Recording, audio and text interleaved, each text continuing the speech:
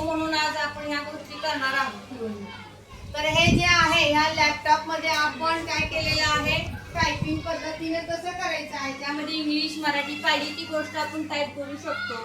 त्यानंतर गणित जोडू शकतो, पेंट करू शकतो, पॉवर पॉइंट मध्ये जाऊ शकतो, नोटपॅड मध्ये जाऊ शकतो. एक्सेल शीट आहे, एक्सेल शीट मध्ये कशा प्रकारे आपण नावं घालायची, काय करायची, हे सगळं आपण यामध्ये करू शकतो. एक उदाहरण म्हणून तुमच्या आपल्या शाळेत विद्यार्थ्यांची यादी इथं आपण टाईप करत आहोत. ठीक आहे.